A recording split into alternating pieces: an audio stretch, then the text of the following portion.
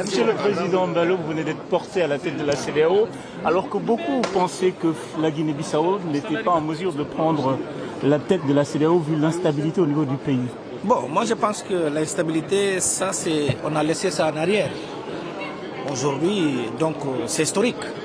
Comme vous le savez, Guinée-Bissau c'est parmi les membres fondateurs, Guinée et Cap-Vert. C'est la première fois qu'un pays lusophone porte la présidence tournante de conférence des chefs d'État et le gouvernement. Et ça montre la solidarité de tous les pays parce que c'est un soutien unanime de tous les chefs d'État de la CEDEAO qui a porté ça à leurs plus jeunes chefs d'État de la sous-région. Donc ça montre que tout le monde est solidaire avec la Guinée-Bissau pour qu'on puisse vraiment comprendre qu'on fait partie de la société des nations. Monsieur le Président, quelles seront vos priorités? Bon, là, il faut comprendre que moi je suis que le représentant de tous les chefs d'État. Le président en exercice de CEDEAO ne prend pas une décision seule.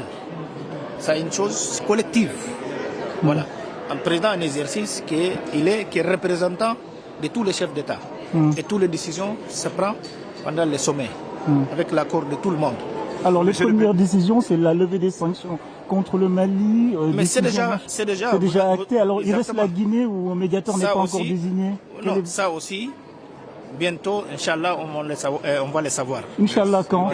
Bon, comme je vous dis, que la CEDEAO, moi, je ne peux pas prendre l'engagement sans l'avis de tous les chefs d'État. C'est quand le prochain sommet se tiendra à Bissau? On parle de Dakar ou d'Abuja?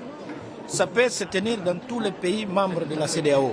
Mais normalement, les prochaines, s'il n'y a pas un sommet extraordinaire, sera à Abuja, bien sûr. Mais Guinée-Bissau aussi, pendant mon mandat, bien sûr que ça sera Guinée-Bissau. Merci beaucoup. Merci beaucoup. Monsieur le Président.